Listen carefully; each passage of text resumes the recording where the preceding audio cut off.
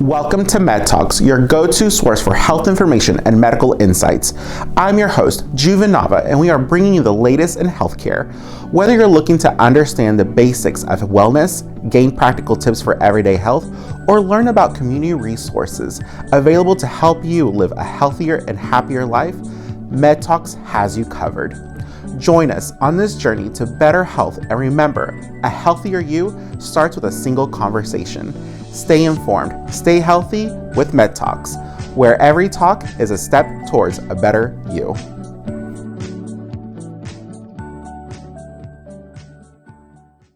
Grace Med Health Clinic is your home for complete, compassionate care.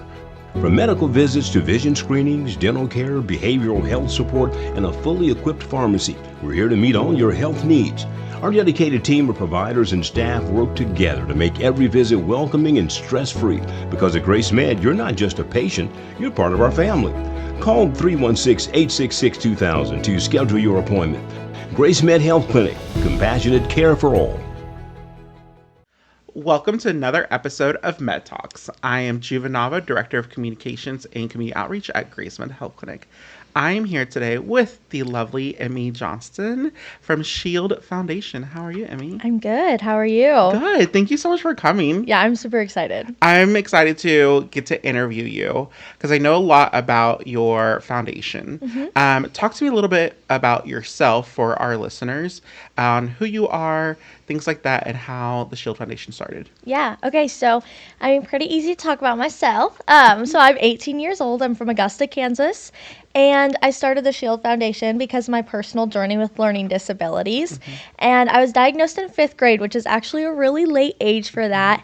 And it put a lot of burdens on me for honestly my whole educational journey. And it takes a toll on a child's mental health, educational well-being, and so much more. Yeah. So the opportunity to start the S.H.I.E.L.D Foundation, once I found my voice and realized that the way I was taught was not right and the way my teachers were treating me was not right, truly changed my outlook and gave me the voice to speak up for others that are like me.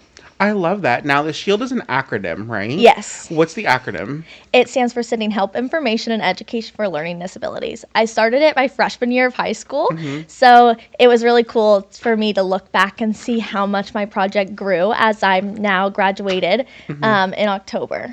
So I graduated early. I should still be a senior, but congratulations. Figured it out. Yes.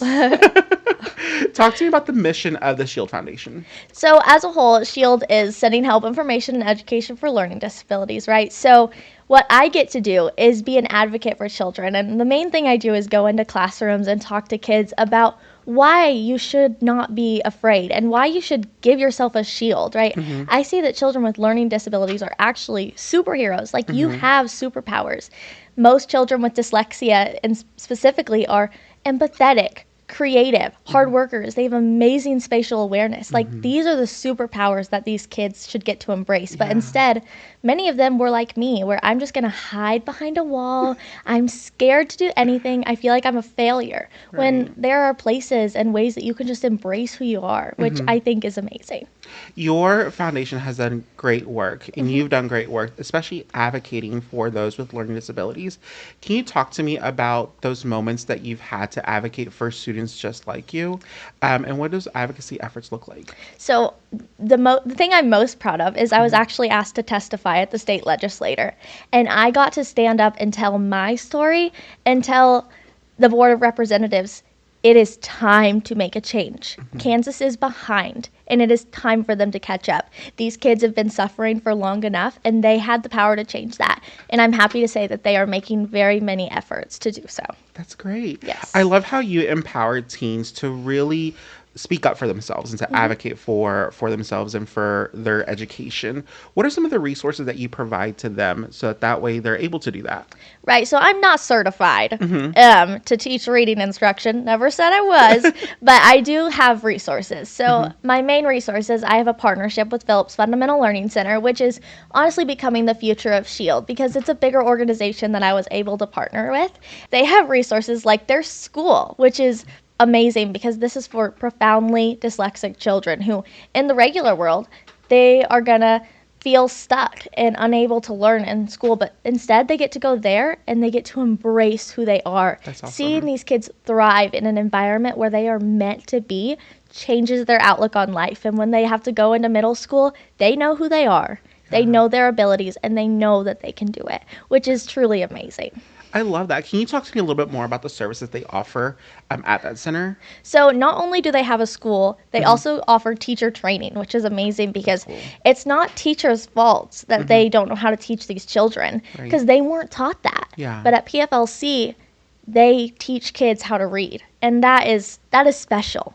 Because there is a simple way to teach children how to read that we have known for so long, but instead it's been ignored. Because there's cooler ways to do it, like sitting in a beanbag, relaxing, reading a book in a corner. It's super cool. But instead, these kids aren't actually learning how to read. They're just guessing. Yeah. And they need to learn those letter sounds, and it's important. And that's why PFLC teaches them that, too. Yeah. It's really cool. You've had a really special connection with PFLC. Yeah. And also S.H.I.E.L.D. Foundation, obviously, because it's your baby.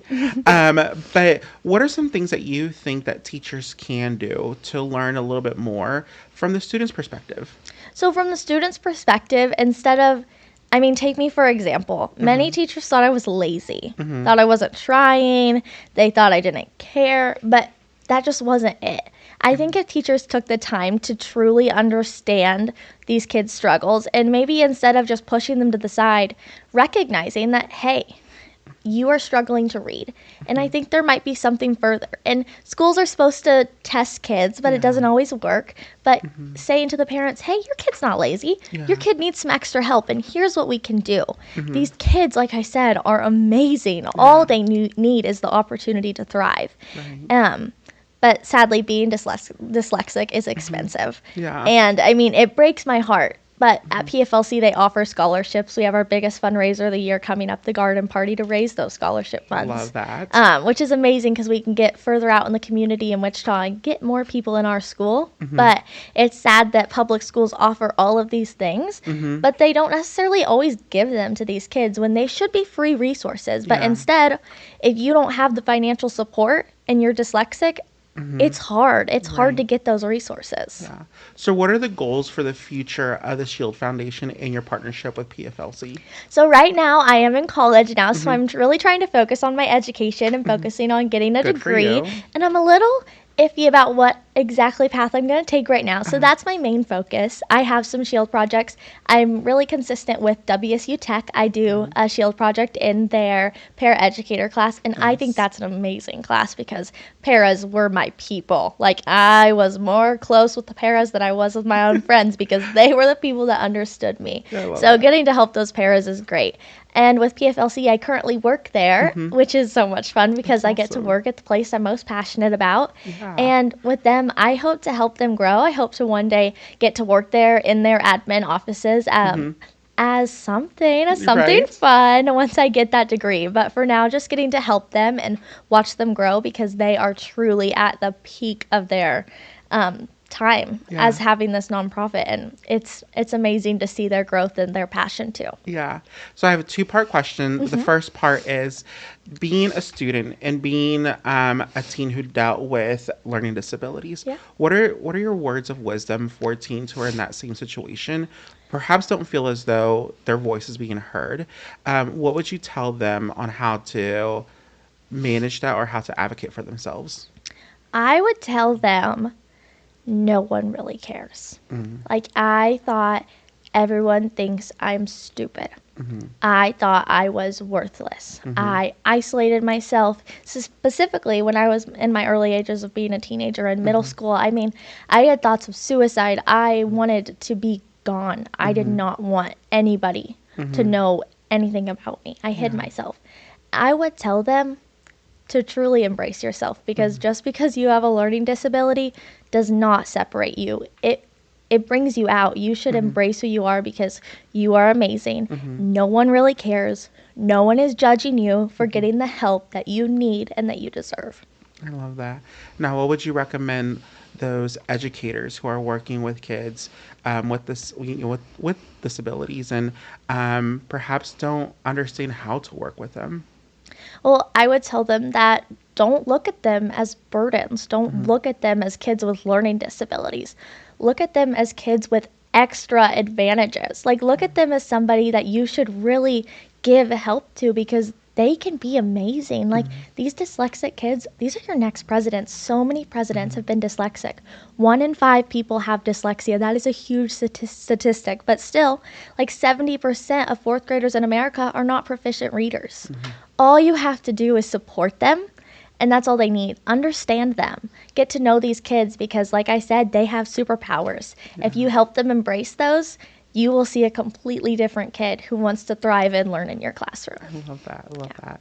You mentioned resources. Where can our listeners go to find those resources? So there's many places you could look. So obviously, I'm going to recommend Phillips Fundamental Learning Center time and time again. Yeah. So they do screening. They have community outreach and advocacy. One thing you're really going to find is that in 504 plans and those meetings at schools, like your IEPs, parents don't necessarily always know how to advocate for your children, but PFLC has monthly dyslexia Let's Talk About It. They might be weekly, actually. I'm not 100% sure.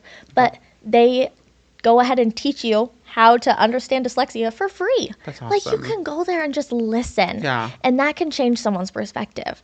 And then there's other places, like we know, I believe it's the SPEDCO. Okay. Her name's Amy, and she is an amazing advocate. I've seen her change kids' lives in public school by getting them those 504 plans and IEPs that they deserve. So finding those advocates and finding those people just by looking on PFLC's website. My S.H.I.E.L.D Foundation website also has a resources page, and you can find all those resources that are sometimes expensive, but there's also ones that are available for free, like the Dyslexia Let's Talk About It. I love that. Yeah. What's your website address, and how can people follow you and your foundation? So on social media, I just have my personal page right now. It's Emmie Johnston, maybe Emmie.Johnston, I think. Okay. And then I have the S.H.I.E.L.D Foundation website, which is the S.H.I.E.L.D Foundation kansas.org, I believe. Okay. So those are my 2 little outlets, and then I have other social medias, but I'm not big on social media right now. Yeah. I'm having a little focus on Emmy time. I worked really hard for on my S.H.I.E.L.D project for a long time, but now it's focus on Emmy and focus on my future. But I am still beyond passionate about helping these kids, and if anyone needs help, I would love to be there for you. Good. Well, I'm glad. I'm really glad that you are available to help teens who perhaps feel more comfortable talking to you about what they're going through than like an adult or anything like that who's perhaps a little bit older or doesn't know exactly what a student might feel like. So I'm super impressed with your foundation and all the work that you're doing and that you have done. So thank you so much for joining us. Thank you. Thank you guys for watching another episode of MedTalks, and we will catch you at the next one.